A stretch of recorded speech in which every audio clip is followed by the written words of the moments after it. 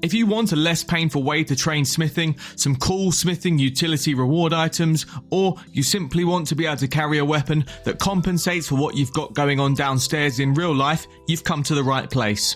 Giants Foundry is the newest skill minigame, and in the same vein of Wintertodt, Tempoross and Guardians of the Rift. It's also the best one because you're not reliant on mass worlds of degenerates talking smack.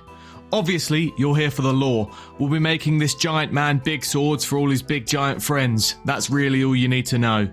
As with all my guides, we'll crack on with the essential stuff you need to know to get started and not overload you with all the mega optimized sweaty strategies. I'm a simple man, so we're making this guide as simple as possible.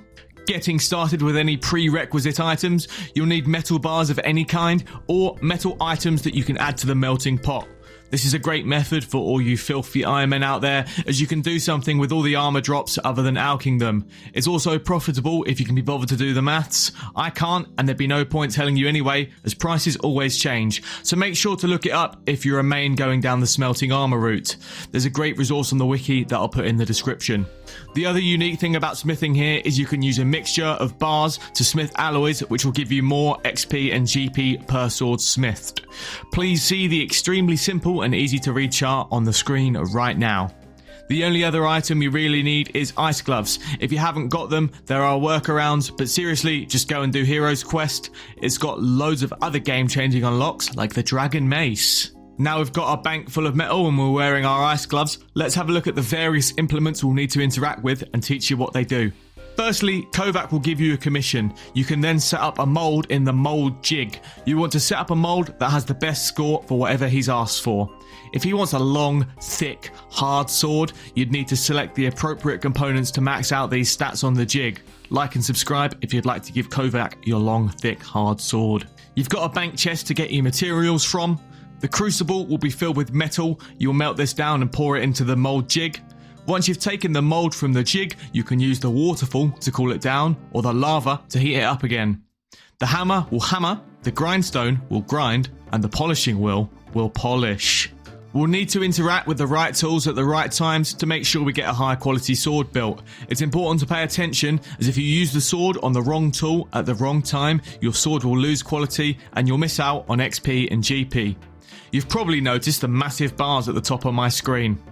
The top bar is the quality. This is initially set by the alloys or metals used and will drop down if you damage the weapon. The second bar is the current heat of the weapon. We've discussed already that the lava will heat it and the water will cool it. If you need to rapidly cool or heat your weapon, there's a right click option to do that faster. However, interacting with the tools will also heat or cool your weapon. The hammer and the polish will cool the weapon and the grinding stone will heat it up. You can tell which tool you need to interact with and what heat your weapon needs to be by the third bar. You need the second bar in the red to use the hammer, in the green to use the polish, and in the yellow to use the grinder. This makes it a balancing act between heating, cooling, and tooling the weapon. Once you process the weapon all the way through, you can hand it into Kovac for your rewards. Let me speed you through a full example. We'll just use bronze to make it as simple as possible. I've also got a bunch of bronze chains bodies because I've had lots of really good luck at Jute Succulus lately, so let's get rid of those. Add them to the crucible. Next we can grab a commission from Kovac. He wants a heavy, flat sword. We set up the mold in the jig, trying to get the best score for heavy and flat as possible. We lock that in, then we go to the crucible and pour it into the mold. We can then pick up the mold from the jig. It starts red hot, but you'll see it slowly start cooling down.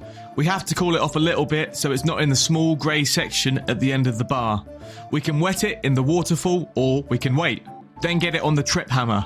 Make sure to jump off before it drops into the grey zone. Then heat and repeat until you get to the next section. In my example, it's the grindstone.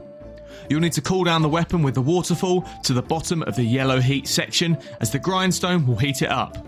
This works the same as the trip hammer and the lava, but you'll need to stop when it gets too hot and cool it down in the water instead of going to the lava.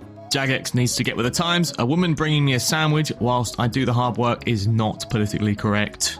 Once you reach the next bar, you'll have to cool it down to the top of the green zone, then jump on the polishing wheel. Again, this works exactly the same way. Hopefully, you've worked this out by now. You'll need to heat it and get back on the wheel when it gets too cold. Once it's done, you can hand it into Kovac and he'll reward you.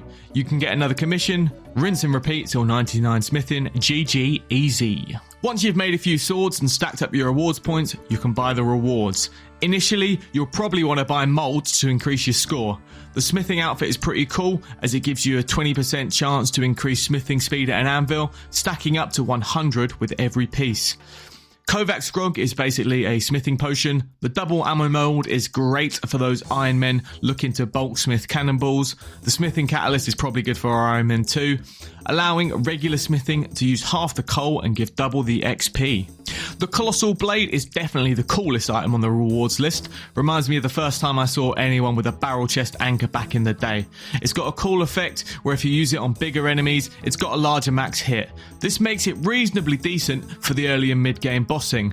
It also looks badass, so that's definitely a consideration.